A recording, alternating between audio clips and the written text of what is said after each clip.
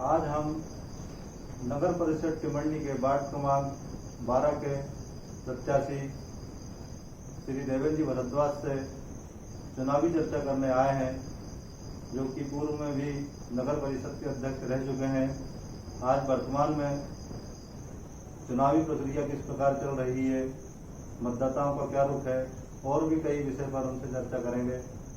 तो भाई साहब, आपसे सबसे पहले जानना चाहेंगे कि चुनाव आयोग ने जो चुनाव प्रक्रिया जो इस समय पार्षदों से अध्यक्ष को चुनना है, इसके बारे में आपका क्या विचार है? देखिए, मैंने पहला चुनाव जो जीता था वो डायरेक्ट पब्लिक के द्वारा चुनाव जीता था और पूरी टिमरनी की जनता ने मुझे वोटिंग किया था।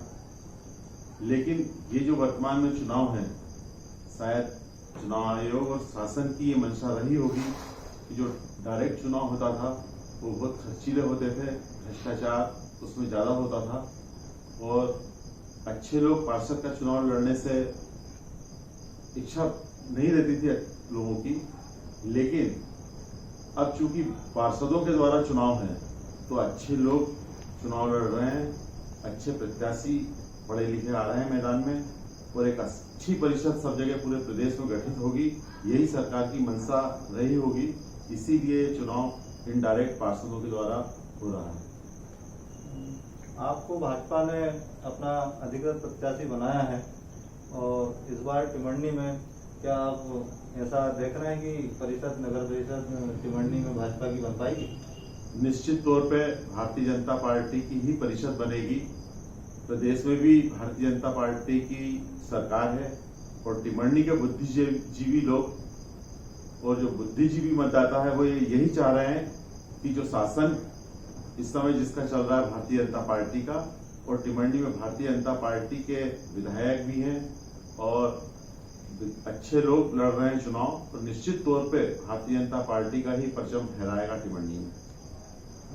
इस बार भाजपा के पास मतदाताओं के लिए क्या मुद्दा है? क्या उनके लिए लाभदायक कोई ऐसी बातें जो मतदाता इससे? देखिए, भारतीय जनता पार्टी की जब सरकार बनेगी, यहाँ पे टिमरनी में परिषद बनेगी और प्रदेश में हमारे मुख्यमंत्री माननीय शिवराज जी बैठे हुए हैं और विधायक जी यहाँ संजय साहब बैठे हुए हैं, तो हर सुविधाएं मिलेंगी। यहाँ पर खूब पैसा आएगा, कई निर्माण कार्य होंगे और परिषद की पहली प्राथमिकता यहाँ खेल मैदान की रहेगी और बस स्टैंड की रहेगी। अच्छा, मैडम, आप जैसे चुनाव प्रचार पर निकल रहे होंगे, मतदाताओं का क्या रूप लग रहा है? क्या उनकी परेशानियां वो बता रहे हैं आप? नहीं, मतदाताओं का रुख तो भारतीय जनता पार्टी की ही तरफ है। 12 नंबर मेरा जो वार्ड जहाँ से चुनाव लड़ रहा हूँ, तो पूरे मतदाता ही चुनाव लड़ रहे हैं, समझ लो आप। मुझे तो ज्यादा प्रचार करने के लिए जरूरत नहीं पड़ रही है। युवाओं में बहुत उत्साह है, महिलाओं में उत्साह है और मना करते हैं मुझे कि बार बार मत आया करो आप। परिवार की तरह हमारा ये पूरा वार्ड एक परिवार की तरह है और ये एक परिवार का चुनाव है, समझ लो। परिवार के मुखिया का चुनाव है और पूरी जनता का मुझे स्नेह और प्यार मिल रहा है। और ये नगर परिषद के जो चुनाव, छोटे चुनाव होते हैं नगर पालिका के, नगर परिषद के, तो इसमें जनता 10-20 साल पहले का इतिहास देखती है सबका कि किसने क्या किया है। और निश्चित तौर पर भारतीय जनता पार्टी के प्रत्याशी सब अच्छे परिवार से हैं, सब अच्छे लोग हैं। भारतीय जनता पार्टी जीतेगी यहाँ। भाई साहब, जैसे नगर में चर्चा चल रही है कि आप आगामी नगर परिषद के अध्यक्ष बनना तय हैं, क्या ये चर्चा सही है? नहीं, ये तो पार्टी तय करेगी कि कौन अध्यक्ष बनेगा और हमारी पार्टी भारतीय जनता पार्टी बहुत अनुशासित पार्टी है और जो पार्टी का निर्णय रहेगा वो सबको मंजूर होगा। आप नगर के काफी सीनियर लीडर हैं और अन्य वार्डों में भी आपकी काफी पकड़ की चर्चा चल रही है। क्या अन्य वार्डों में भी आप प्रत्याशियों को मदद कर रहे हैं? हाँ, मेरे वार्ड में तो हमारे यहाँ की युवा टीम है, बुजुर्ग लोग हैं, वो सब उन्होंने मुझे फ्री कर दिया। बोले आप तो दूसरे वार्ड में देखो, यहाँ से तो हम आपको जिता के ला रहे हैं। तो मैं सभी वार्डों में जा रहा हूँ और मैंने भारतीय जनता पार्टी के सभी प्रत्याशियों को बोला है कि आपके वार्ड में जहां भी तकलीफ हो वो लिस्ट मेरे को दो, उस परिवार से मैं संपर्क में रहूंगा, क्योंकि पूरा टिमरनी मेरे एक परिवार की तरह है और टिमरनी के अधिकांश घरों में मेरी किचन अप्रोच है और सब लोग मेरी बात ध्यान से सुनते हैं। इस बार देखने में आ रहा है भाई साहब निर्दलीय प्रत्याशी जो कि अधिकतर भाजपा के बागी ही हैं, उनके बारे में आप क्या कहना चाहेंगे? देखिए, भारतीय जनता पार्टी इतनी बड़ी पार्टी हो चुकी है कि सभी चाहते हैं कि उसको party symbol Bharatiya Janata party का मिले। अब टिकट एक को मिलती है, 3 लोग असंतुष्ट रहते हैं, लेकिन उनको बनाने का पूरा प्रयास किया जा रहा है और हम चाह रहे हैं कि प्रयासरत हैं कि वो भारतीय जनता पार्टी के कैंडिडेट के पक्ष में अपनी अपील निकालें और 1-2 दिन में शायद ऐसा संभव भी होगा। यदि मान लो ऐसा अपील नहीं निकालते हैं तो क्या वो चुनाव को प्रभावित कर पाएंगे? देखिए, मतदाता बहुत होशियार है और वो जानते हैं मतदाता की सरकार भारतीय जनता पार्टी की है, तो भारतीय जनता पार्टी का पार्षद रहेगा तो वार्ड में खूब काम भी होंगे और सब प्रकार का सहयोग मिलेगा। इसलिए भारतीय जनता पार्टी को ही जिताएगी, मतदाता लोग सब उसी को जिताएंगे।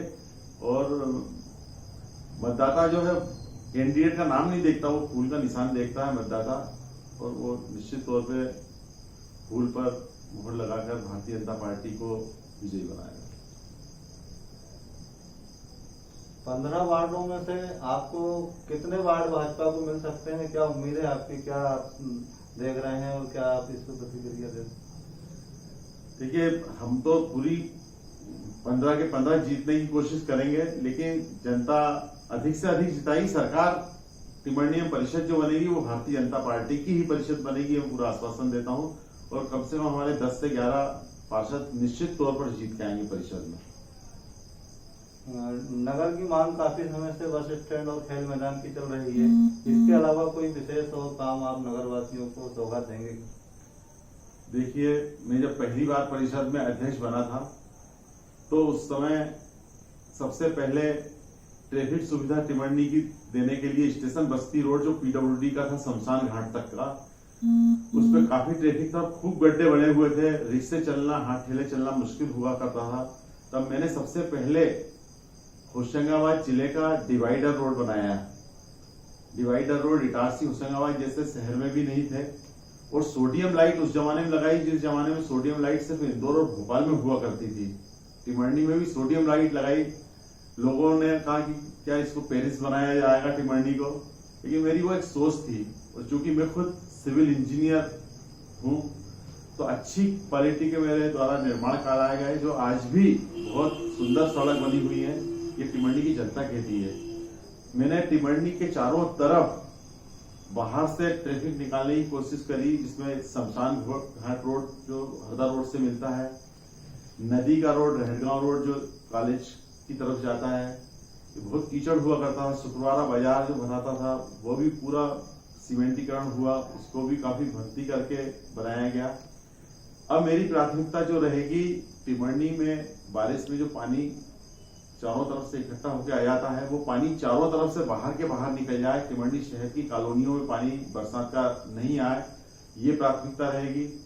मेरा शुद्ध पानी पिलाने का प्लान है कि अगर मैं परिषद में पार्षद के रूप में जाता हूं बन के और परिषद का एक अंग बनता हूं तो टिमरनी में शुद्ध जल मिले, फिल्टर प्लांट लगे, ये मेरी प्राथमिकता रहेगी। और टिमरनी की जनता को अच्छे से अच्छा खेल मैदान मिले, स्टेडियम बने, अच्छा बस स्टैंड बने, ताकि यात्रियों को बैठने की सुविधा हो, बस खड़ी होने की सुविधा हो, ये मेरी प्राथमिकता रहेगी। जैसा कि सभी जानते हैं भाई साहब, आपने काफी समय कांग्रेस में रहकर समाज सेवा की है और अब आप भारतीय जनता पार्टी के सक्रिय सदस्य हैं, तो मैं जानना चाहूंगा कांग्रेस के बारे में आपके कुछ विचार जानना चाहूंगा कि आज कांग्रेस की क्या स्थिति है? देखिए, मैं कांग्रेस में निश्चित तौर पर रहा हूँ, समाज सेवा में मैं आगे रहा हूँ हमेशा, और मेरा पहला जो चुनाव था वो मैं निर्दलीय प्रत्याशी के रूप में डायरेक्ट चुन के अध्यक्ष का आया था जनता के द्वारा। उस समय में कांग्रेस का प्रत्याशी नहीं था, लेकिन चूंकि कांग्रेस की सरकार हुआ करती थी, सरकार से टिमरनी की जनता को फायदा दिलवाना था, तो मैं कांग्रेस में रह के मैंने काम किया। लेकिन अब वो कांग्रेस नहीं रही, सिद्धांतों से पूरी भटक चुकी कांग्रेस, और अब कांग्रेस में देश में ही कोई अध्यक्ष नहीं है इस समय।